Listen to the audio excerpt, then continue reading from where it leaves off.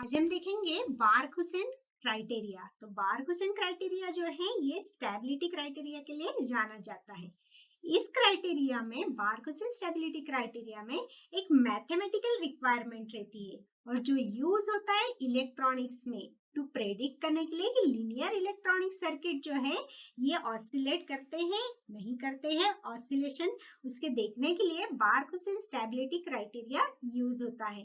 बारखुसेन stability criteria जो है वो सबसे पहले प्रपोज किया गया in the 1921 by the Heinrich Georg Barkhausen ने इसको प्रपोज किया है।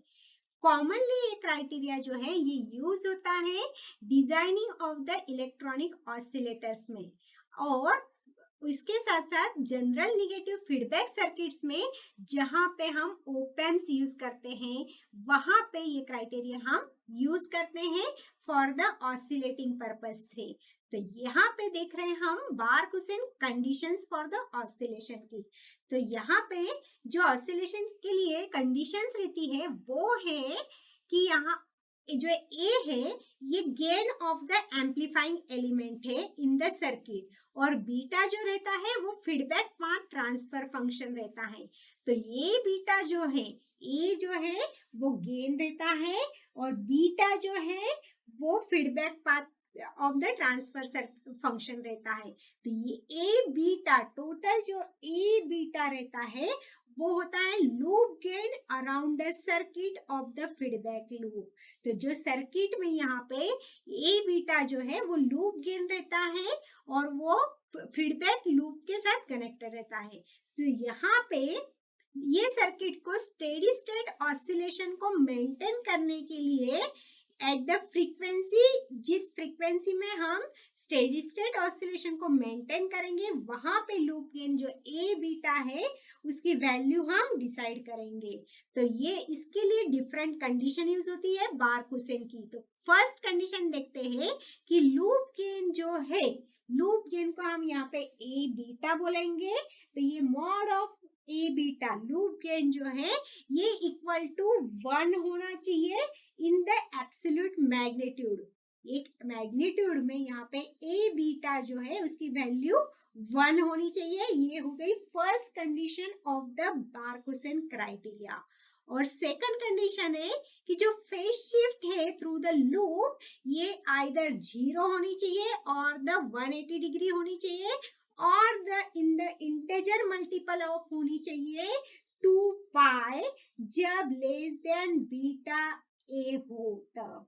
तो यहाँ पे बीटा ए की वैल्यू जो है वो इक्वल टू 2 पाई एन होना चाहिए और एन की वैल्यू इंटेजर्स की 0 1 2 ऐसे नंबर ऑफ टाइम्स होनी चाहिए। तो ये हो गई सेकंड कंडीशन कि जो लूप गेन जो है, लूप जो है वो फेज शिफ्ट जो हो रही है उसमें वो आइदर 0 होनी चाहिए और द मल्टीपल ऑफ 180 डिग्री होनी चाहिए, मतलब 90 डिग्री की वहां पे फेज शिफ्ट होनी चाहिए।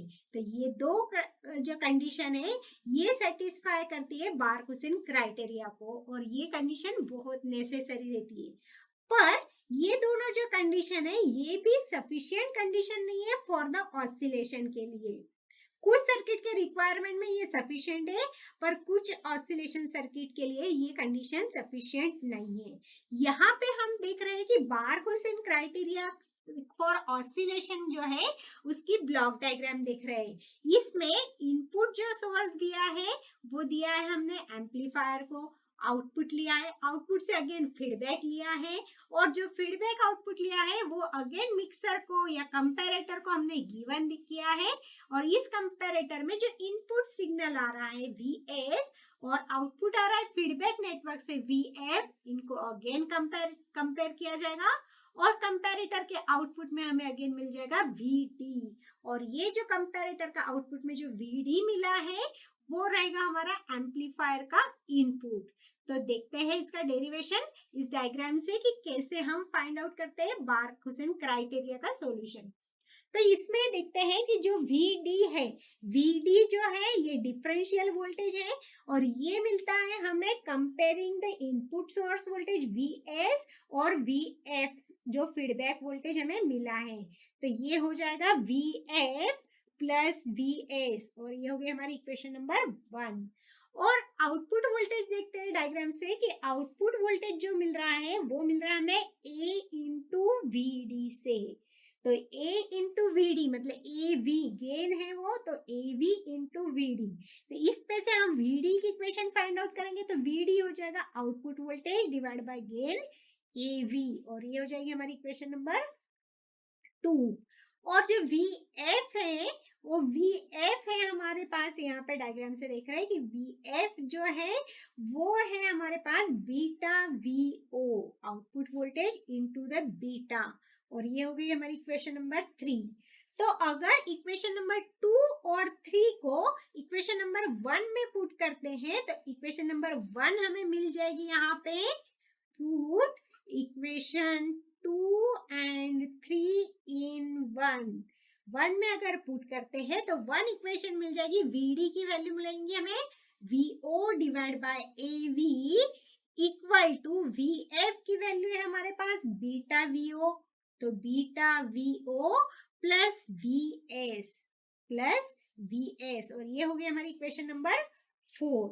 अब यहाँ से अगर हम आउटपुट वोल्टेज को अलग कर दे तो ये इक्वेशन मिल जाएगी हमें, output voltage is equal to A V जो है यहाँ पे मल्टीप्लाई हो जाएगा, तो A V into beta V O plus V S.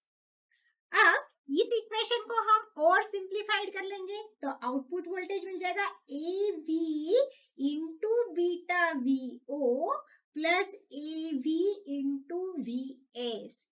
अब यहाँ पे हम ए वी एस को अलग टर्म में कर लेंगे और आउटपुट वोल्टेज दोनों एक साथ कर लेंगे, तो यहाँ पे ए वी एस मिल जाएगा हमें, यहाँ पे आउटपुट वोल्टेज कॉमन निकाल लिया हमने, तो आउटपुट वोल्टेज कॉमन निकालने के बाद मिल गया 1 minus A beta, A V beta मिल गया हमें। ये हो गया हमारी इक्वेशन नंबर 5। इसमें से हम अगेन सिंप्लीफाई करेंगे as the V O output voltage divide by V S हम फाइंड आउट करेंगे, तो यहाँ पे एवी के डिवाइड में ये टर्म मिल जाएगी, तो ए वी के डिवाइड में हमें ये टर्म मिल गई 1 माइनस ए बीटा की टर्म मिल गई, तो ये हो गई इक्वेशन नंबर 6।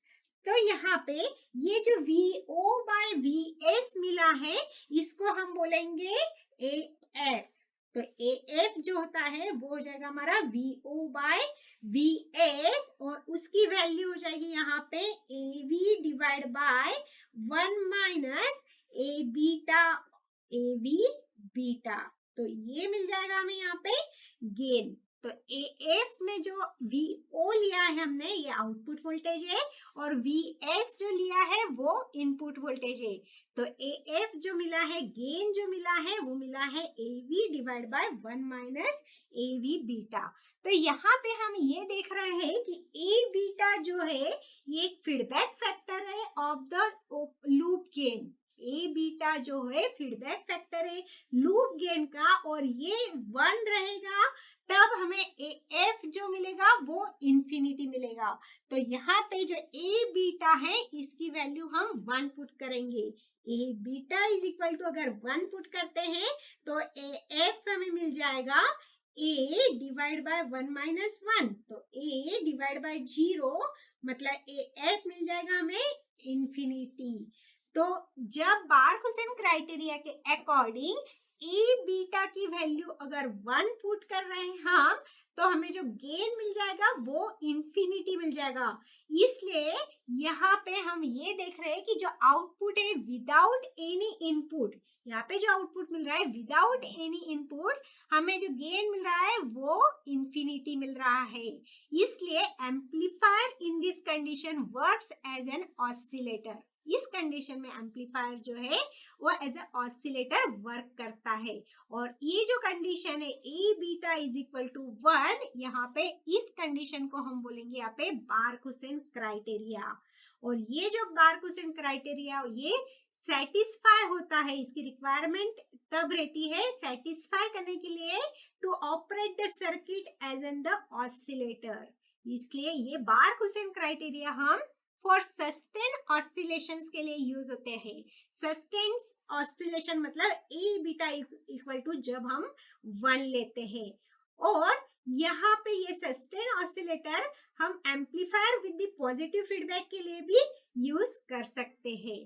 तो यहाँ ऑसिलेशन सर्किट में जो इनपुट सिग्नल है वो रहेगा हमारा वीएस सिग्नल, और जो फीडबैक सिग्नल है वो वीएफ सिग्नल है टू मेंटेन द ये ऑसिलेशंस मेंटेन करने के लिए हमें इनपुट सिग्नल वीएस लेना पड़ता है और फीडबैक सिग्नल वीएफ लेना पड़ता है। तो ये हो गया हमारा बारखुसेन क्राइटेरिया, जो सेटिस्फाई करता है loop gain is equal to the unity. Loop gain ये हमेशा यूनिटी रहता है इन द एब्सोल्यूट मैग्नीट्यूड। तो ये हो गया हमारा बारखुसेन क्राइटेरिया।